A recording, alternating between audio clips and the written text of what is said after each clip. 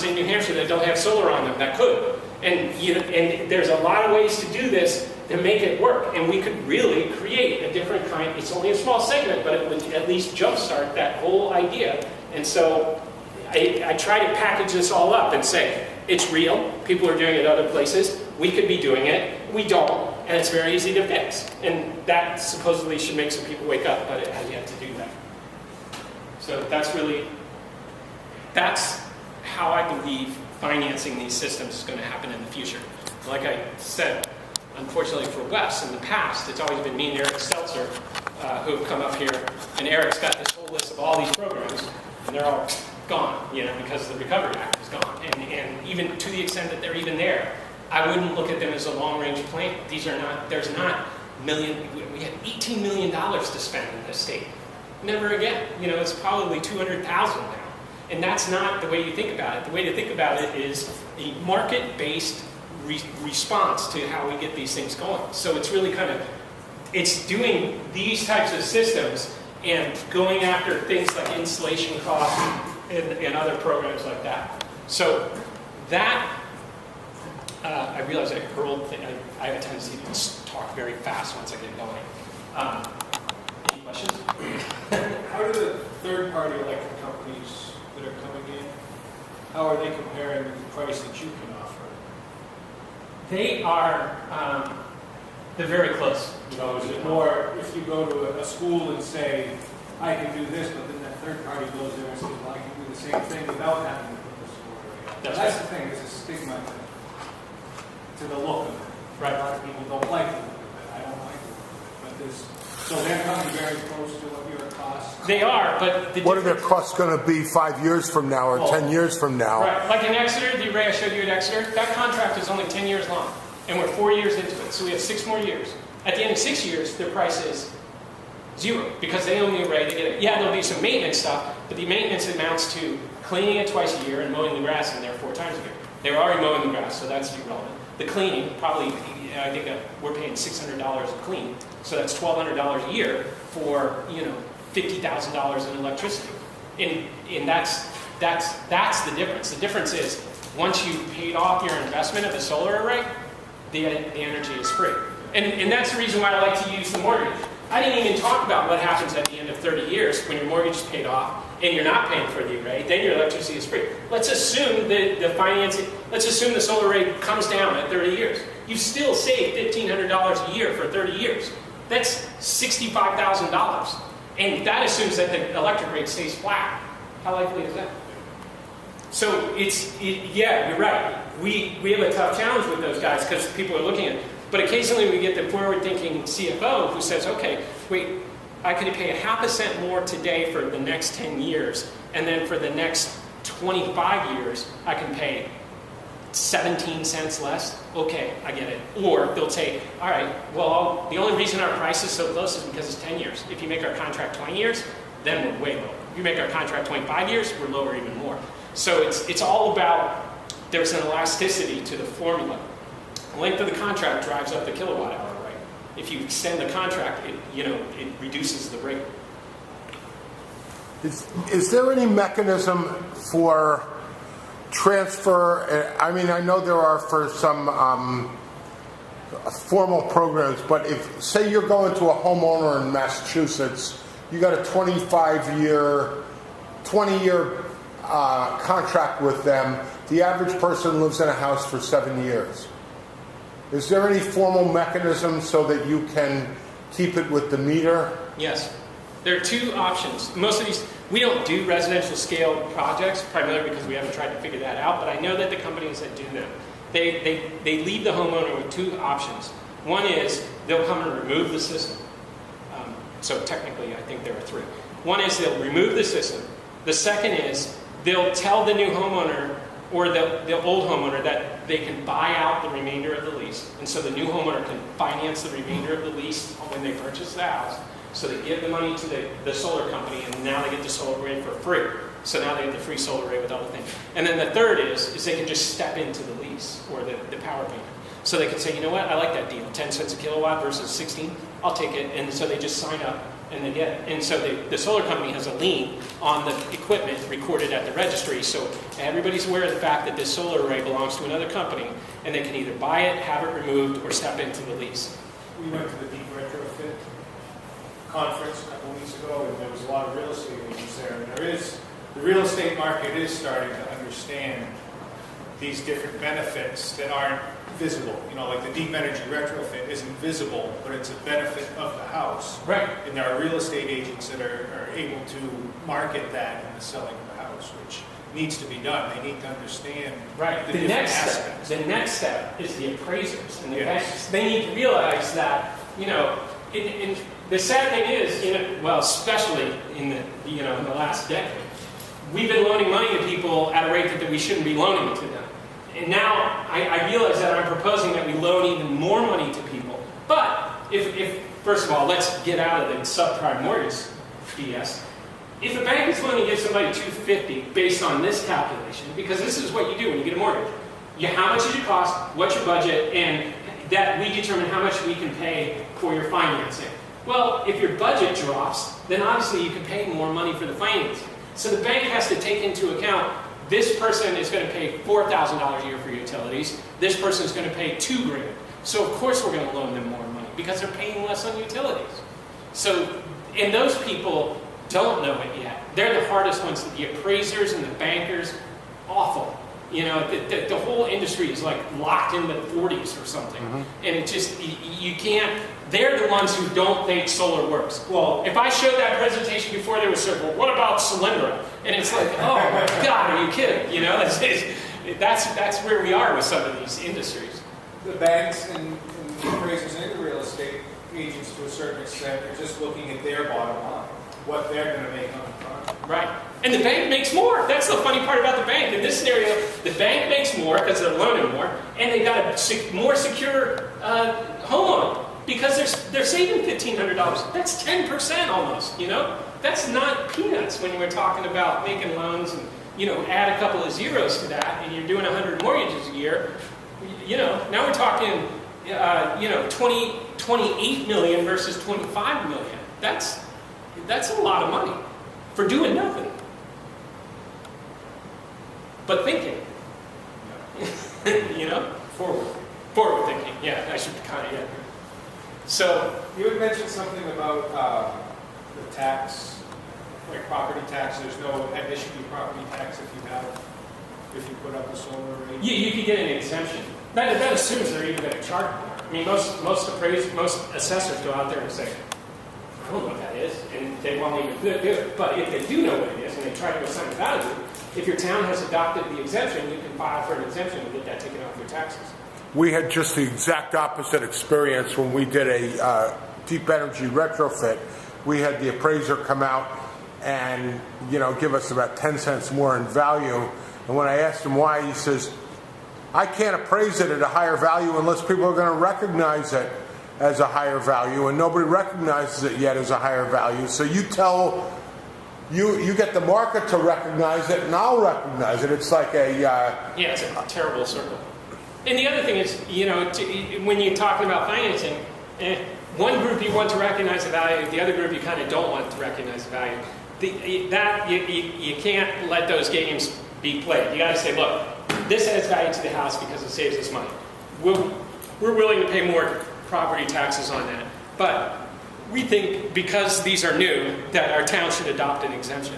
I mean, I hesitate to say this because it sounds inflammatory. We give people exemptions because they're aged, you know, and why? Because they have a hard time, you know, people that are older live on fixed incomes, and so we have a public policy for that. The same thing with people. I mean, is this one of the things? Veterans, I can't touch that.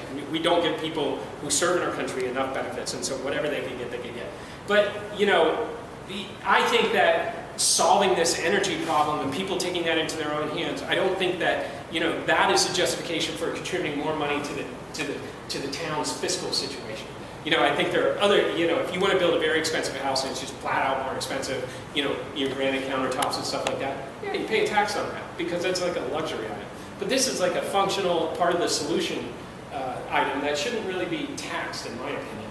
And I think our tax policy is flexible like that, and it can absorb those kind of public policy differences. Do you see some way that when we start taking carbon into the mix, if we've got a carbon tax, should there be a carbon benefit for not? In other words, if I'm purchasing electricity and you're through that plant that we saw, the Bow Power plant there, and you're getting your electricity from a PV system, there's a difference not only in the cost of the fuel, but in the cost to society of the carbon. I know this is way down the road, but would there be some mechanism where we could use that as the rationale, for lack of a better word, for not taxing it at the same level? Yeah, because you would assign the tax to the polluter. So the power plant, which is emitting the carbon, would have to pay the tax. Therefore, they'd have to pass that cost on to the users of their power. And so it'll drive people away from their power, which will send a market signal back to the plant that we don't want this kind of stuff going on. The cost to recover from all these, whether it's storms or climate or, reduce water heads on whatever, the carbon situation is causing, and, unless you're an oil company, even the oil companies, with the new CEO of Exxon just finally released a comment that we're ready for a carbon tax. So the only people in denial about carbon and the impact on the climate is like the right honorable senator from Oklahoma, and those kind of people. And it's like, really, if we tax stupider things, why don't we tax carbon and try and do our part to limit that output? And so, yeah, I think that's what we tax tobacco, we tax alcohol, all that other kind of stuff.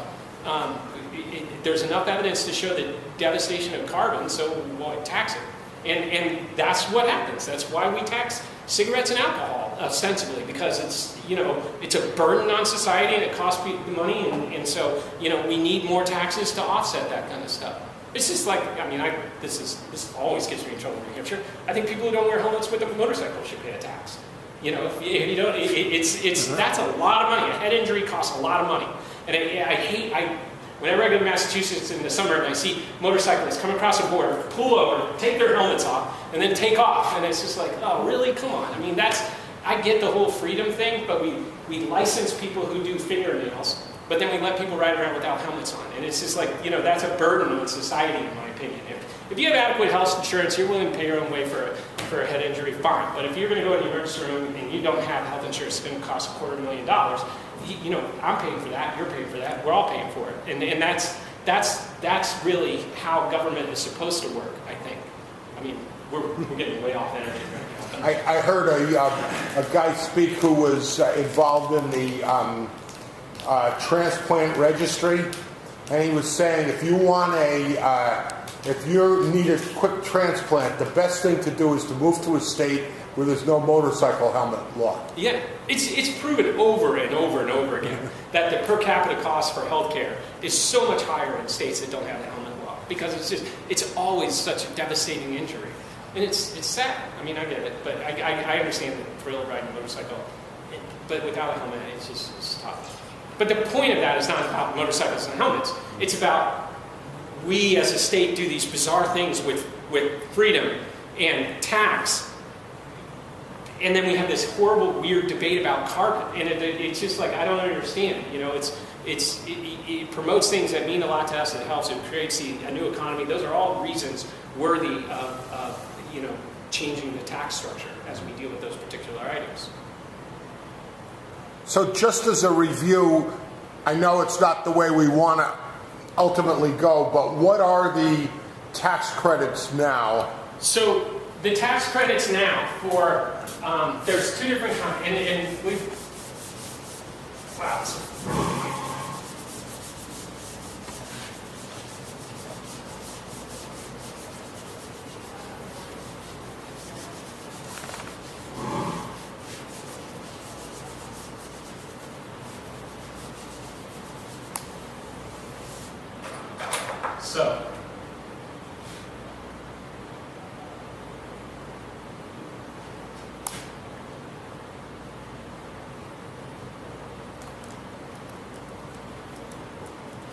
So we have two different kinds of tax and incentive structures here.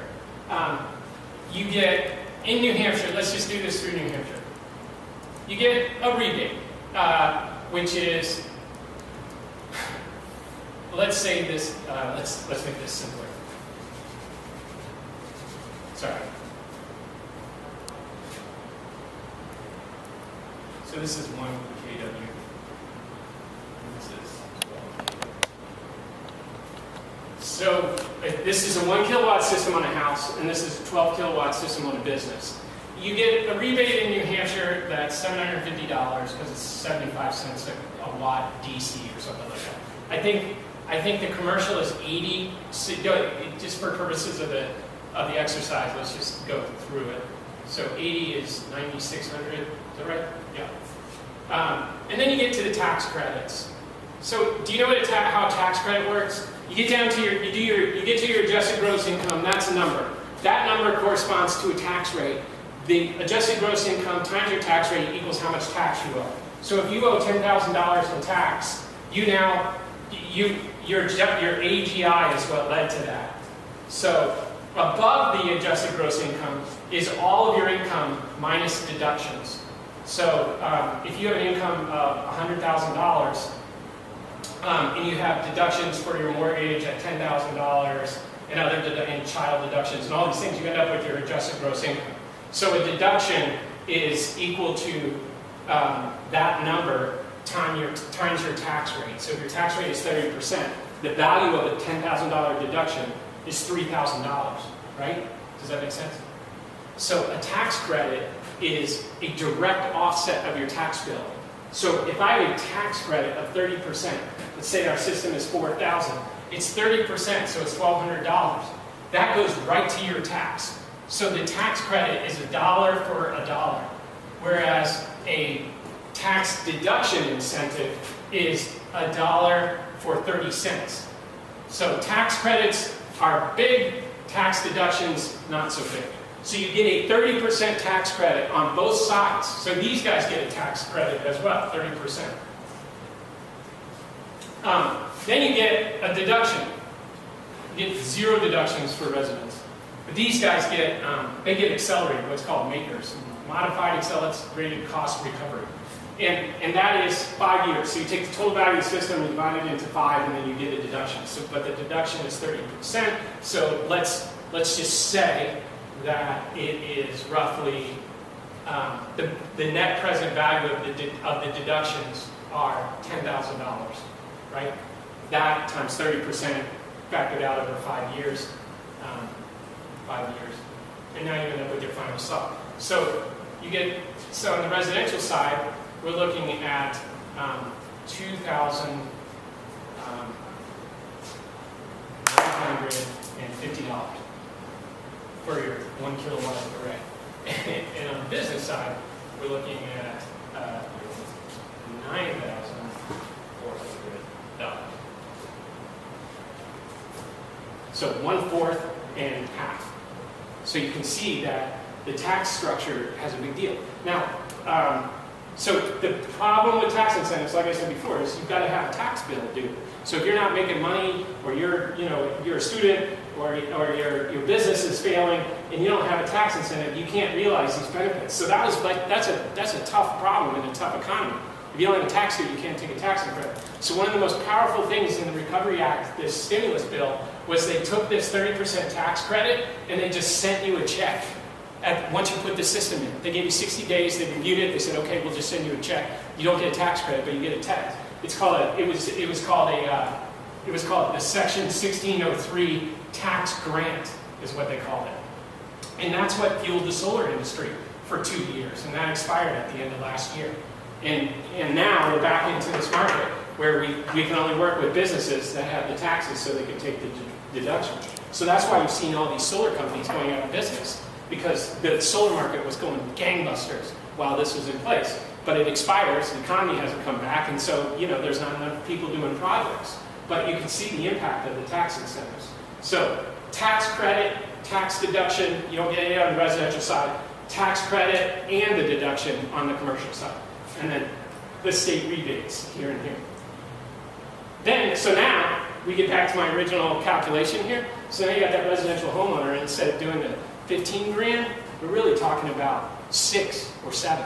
So it's like, it's off the charts how much this makes sense, as long as the homeowner can take advantage of the tax savings. I guess my final point is, it shouldn't be this complicated, but it is. And so that's where companies like ours are born. This is all we focus on. We try and make it simple. We try and take the complexities out so that people understand how it goes. But it's really, right now is the time for businesses to be doing solar, if they have a tax burden. Because financing this for a 12 kW system, that's great. That's a breeze.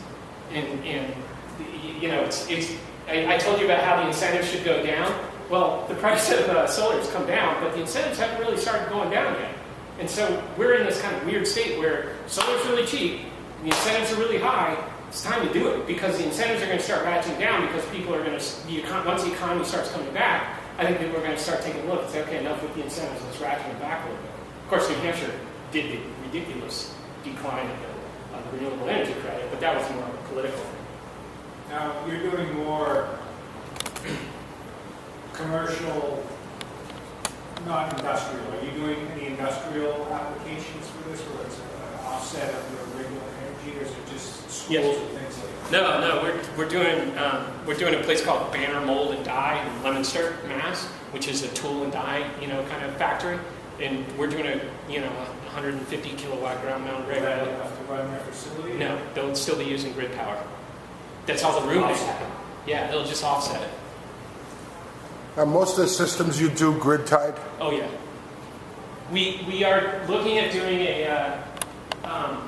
we won an RFP, so now we're going to start trying to design the system. But Star Island, off the coast of Rye in Portsmouth, they're off grid. They're running on diesel generators. We're trying to build a combo system. 1 to 200 kilowatts of solar, a huge bank of batteries, and then a couple of really nice small propane generators maybe. And what they're using now are these monstrous Cat diesels, and that's all they're running. So they're load following giant 125 kilowatt diesels. And what we want to do is put a 200 kilowatt solar array in a battery bank and basically get them running off a giant volt, like the car. That's exactly what we'll be building. Everything will run off the battery bank. The solar array will charge the battery bank. If the battery bank falls too low, it'll kick on the propane generators to charge the battery bank off, turn those off, and then just keep running 80-20, 80-20, with the generators. And as long as it's going up from the solar array, the generators will never turn on. And so you maximize the output of the solar array and let those batteries do it. And the batteries today, that's another magical thing. Batteries are 20 years zero maintenance batteries, 2,500 discharges. That's a lot of cycles in a battery bank. Normally a battery bank's just sitting there fully charged, and that's like a full discharge and recharge one. You do that 2,500 times in 20 years. It's pretty unlikely. Zero maintenance, sealed batteries, nothing to worry about, and they're still a little expensive. But once that comes down, then you're going to start seeing some interesting, developments. People will just put these on their house, and the grid will go down, and go, oh, the grid's down. Nobody will care. Because now my neighborhood, when I first moved to my neighborhood, nobody had a generator. Now everyone has a generator. Everybody has a generator on my street because we've had so many periods. I mean, being out of power for 4 days is a bizarre experience. You really kind of lose your mind if you don't have a place to go, because you still got to go to work. Because you may be out of power, but the rest of the world isn't out of power, and so you got to get to work. You got to come home. You can't wash your clothes. You got to take a shower. All these things we take for granted become clear. And going out and buying a $500 generator is not that big a deal when you're dealing with that kind of stuff. 9 days we were out in the ice storm. Oh my God. Yeah, it's crazy. And so. Other questions? Other thoughts on potential ways of financing? How about residential financing in New Hampshire? I think it's going to, for the short term, it's going to be people doing home equity loans. I think that the state incentive is stable and it's good and it's making progress. There are companies like ours that do residential financing, like Sunrun, Sungevity, Solar City. But the reason we don't hear about them is they do it in states that have bigger state rebates. And for a long time, it was really funny. People were, even solar people were saying, well, that'll never work, it'll never work. But now that the prices have come down even farther than people had thought, it's working. And the investors behind those three companies, one of them is Elon Musk, the Tesla guy. The other two are Lowe's and Home Depot. And then there's a fourth company that's starting to come out, which is being backed by none other than Google. So those are not for idiots. Lowe's and Home Depot, you know where that's going. You're going to be able to walk into a Lowe's and a Home Depot, finance a solar array, buy it off the shelf there, and get somebody to install it. Same way they do carpet and all the other stuff. It's brilliant. And and that's what's going to happen. When I was a pup, one of my first jobs in this field was with Sears Solar. Really? Sears had a solar hot water. This is Jimmy Carter, Ronald Reagan days, and they'd call you up at dinner time and bug you for an appointment, and they'd give us, you got to understand the 80s, they'd give us solar calculators as freebies. You'd go out, usually people would open the door this far and want you to hand them the solar calculator. They had no more intent, but the bottom line was there was a 40% tax credit. In Massachusetts, there was a 35% on top of that. I mean, it was pretty significant. And you go out, you do the numbers, and they'd come out and install them on your roof. Yeah, it's great. Well, and by the way, excuse me for interrupting, I talked within the last 5 years to a guy who we put one on in Salem, New Hampshire. He had a horse farm. He was using about 1,000 gallons of oil a year or a summer for his horses. He hasn't used a gallon since. This was maybe 5 years ago. It was longer than that because it was right before I started here. He hadn't used a gallon of oil in the summer for hot water from 1980 through 2004, let's say. Yeah, and how much did that guy save in that period? Hundreds of thousands of dollars. Right. So that's brilliant. Sears is way ahead of its time. I actually, proved oil and propane in Newmarket did this for a little bit, and I see the fuel companies doing it. I mean, if I was a fuel delivery company, that's what I'd do. I'd say, look, we deliver fuel, but we really want to be delivering energy. Notice how Lamprey Oil changed their name to Lamprey Energy. But we deliver energy. We'll finance a thermal system. We'll offset our own oil bill in our own propane use, but you gotta finance it through us. And that way, they're capturing, that's why it's beautiful for a fuel company. They're capturing their customer because the customer has to stay with them because they finance the solar array with them. And yeah, they offset their fuel price, but they have that customer. The problem with the oil companies and the fuel delivery companies, customers, switch around. And so everybody, you never have a steady income. You never know how many people are going to be your customers, and you never know what that fuel rate is. But if you switch people over to renewables and your fuel, now all of a sudden, you know how much money you're getting because you're getting the money from the buying the solar array. And you probably are going to keep that customer on the other side of the equation because the customer sees you as, these people help me get off the very fuel that I'm using. So I've either got to stay with them because of the financing arrangement is that way, or I owe them a certain amount of loyalty because they're continuing to do it. So the techs are already there. I always thought that the fuel companies would be an interesting, kind of just blanket solar thermal distribution system. Any questions? Thank you so much. This was excellent. It's always a pleasure. Thank you. Nice meeting you guys. Good luck. It's a good field that you're in. Trust me, there's not enough people doing this stuff. And there's a lot of jobs out there. It's just, there's not a lot here in this state, but if you're willing to travel, everywhere I go, there's people companies down in Massachusetts looking for people, and it's going to do this. Everything was inflated by the Recovery Act's focus on energy efficiency, and now, while that kind of tapers out, there's going to be a correction, and then it's going to slowly creep back up because so many people did efficiency projects that everybody starts to understand it, and I believe that this market is coming back. So my pitch for this whole idea and the program and everything like that is, we are going to be held back by the amount of trained professionals out there dealing with this kind of stuff. So I don't know where you're ultimately trying to end up with in your careers and fields but this is going to be, there's so much more possibilities in this world on this kind of stuff. Excellent. Thanks again.